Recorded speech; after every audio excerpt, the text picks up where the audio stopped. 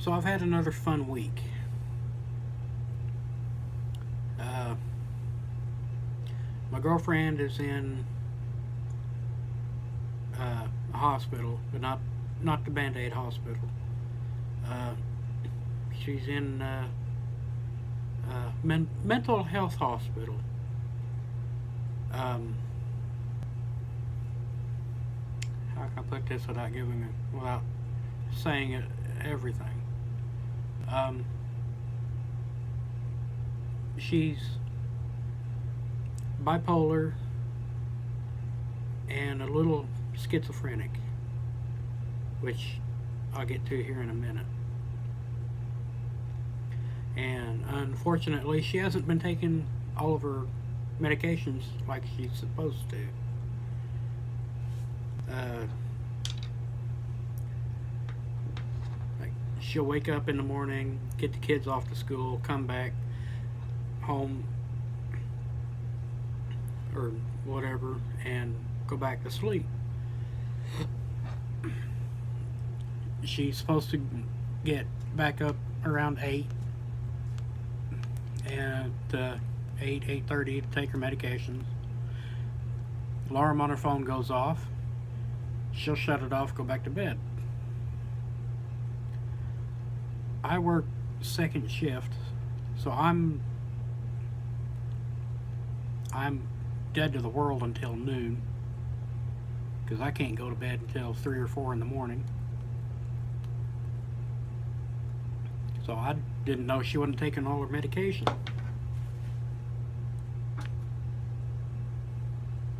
And because of that, because she hasn't been taking all her meds, the voices started coming back, which she told me Wednesday while I was at work. She texted me and said she's going to go pick up her mom and they're going out to the hospital because the voices are back. Something else I need to add on to the other shit that I'm going through. So she goes out to the hospital. I finally get out of work and I go meet him out there. Doctors come back in, the nurse comes in and tells her they're sending her off to the mental health clinic place. It's like a half hour drive away.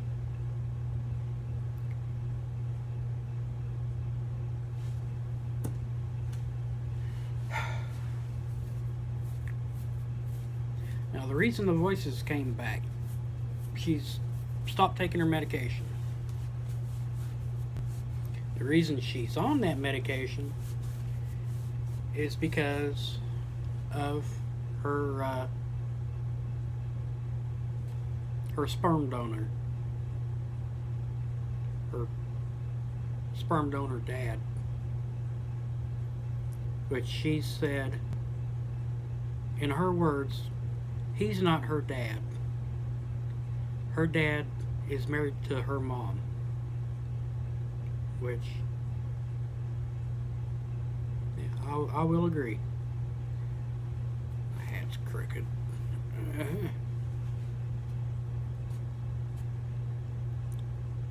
Her sperm donor dad is in prison right now.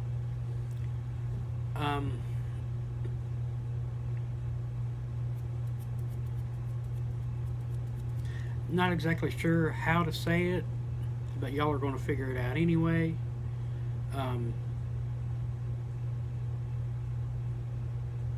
He was caught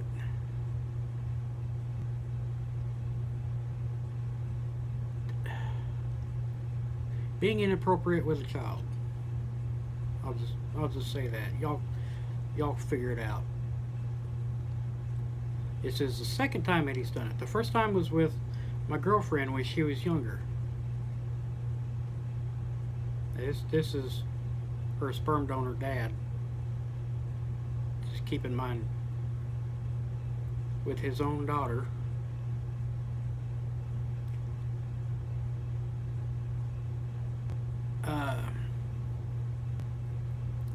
So he was put away for a while. Which, another interesting thing is, he's a Navy vet. So pretty much at that time, the Navy took care of their own. So he was put away for a few years back then. At this time, most recent time, the second time, it was with someone else in the family.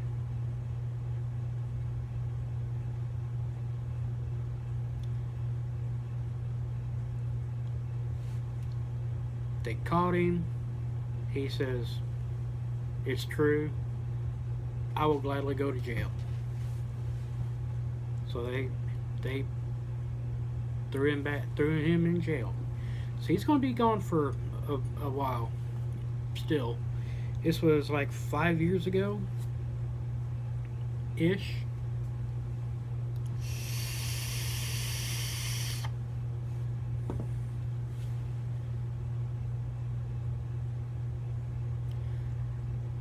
While he was there, he used to write letters to my girlfriend, her kids, her sister.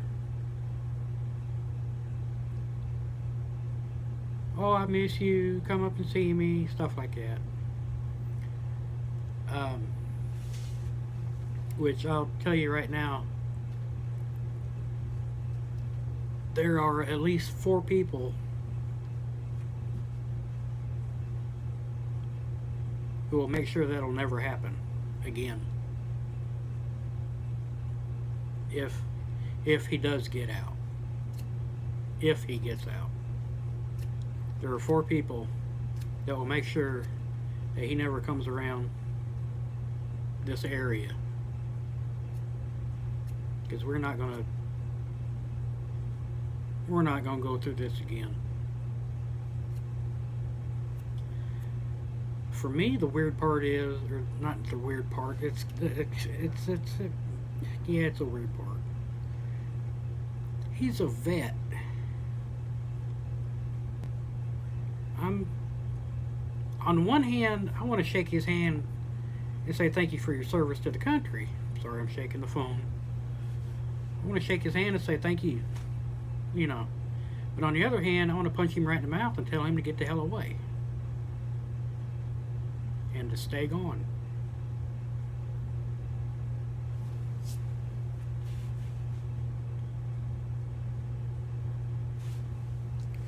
I just hope that nobody is going to come after me if I, you know, do go swinging.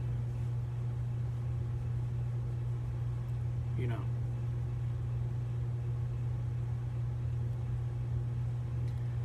But he used to write letters, "Come visit me, I miss you," stuff like that. Of course, my girlfriend read them. And she is so afraid that he is going to get out and come back.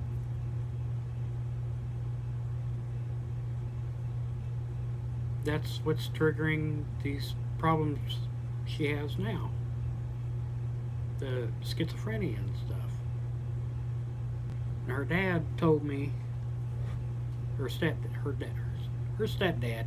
dad, not sperm donor, her dad, asked me if she said anything to me about having nightmares about sperm donor coming back.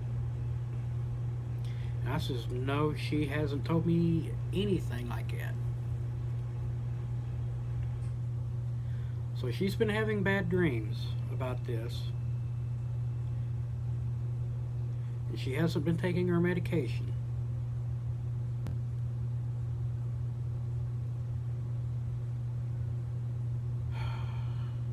And I've been fighting my own problems. And then I get I don't want to put it like this, but I got to. I get all this thrown on top of the shit that I'm going through. I am mentally and emotionally drained. I am flatline. I'm only doing what I'm doing now because it's muscle memory. It's 3:30 in the morning.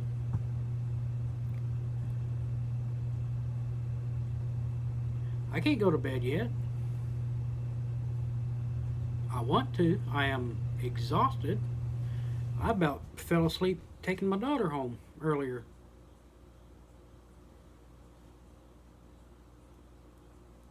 Which is another small little thing, but it's another thing. My daughter lives with her aunt and her cousins and her uncle, and they recently moved from the town they were in, which is, oh, what, 12? No, not even that, 5 miles? Something like 5 miles away from here to another town. No, it's further than 5 miles. It's just like 12, 10 or 12 miles from my house to my job. And they moved about another 13 miles past my job. So I'm going to be on the road pretty much close to an hour, taking her back home after visitation is done here. I about fell asleep taking her back to her place, and on the way back, which is not good, especially when you got idiots on the road who like to pull out in front of you. I'm going down the road, and this idiot comes up at a street off to the right, sits there for a second, looks at me, and pulls out right in front of me. I'm doing 40 mile an hour, and I'm just a couple hundred feet away from the dude, and he pulls out in his little dorky ass minivan, phone up in his ear, looking right at me. I'm like, oh God. If I had full coverage, I would have just slammed on the gas, nailed him.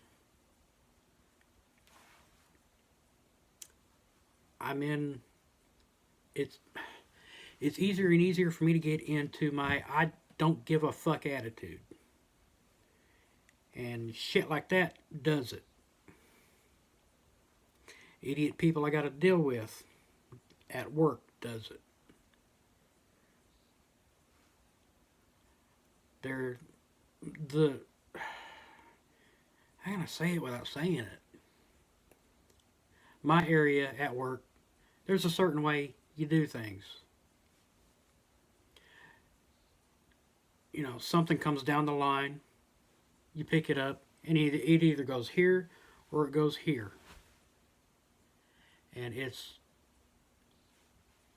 not that hard to tell which thing goes where, or even where it goes. And this idiot will pick up the box, look at it, look at me, and says, where you want this box? So, well, what is it? Well, it goes there. Or it goes here. The same two places that you've always put them. They go there, or they go there.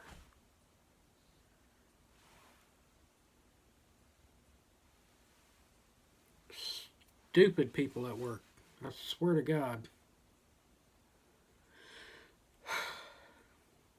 I am mentally shot. I am emotionally drained. And I'm thirsty. I had a coffee earlier, which helped out. Well, helped me out doing my dishes. I got a lot of dishes done because kids haven't figured out that they can rewash their dishes. They don't have to get a new glass every time they want something to drink. They can wash their old glass.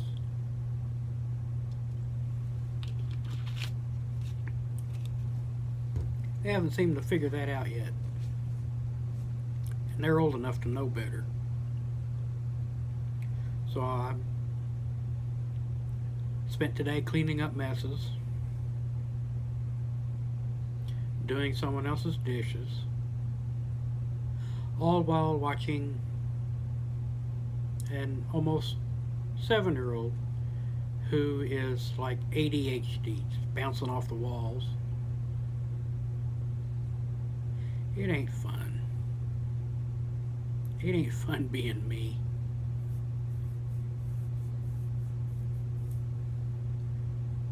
Let's see. And I can't think of anything else. I want tacos. I'm not supposed to have them. Had them a couple nights ago. I still want tacos. Damn it.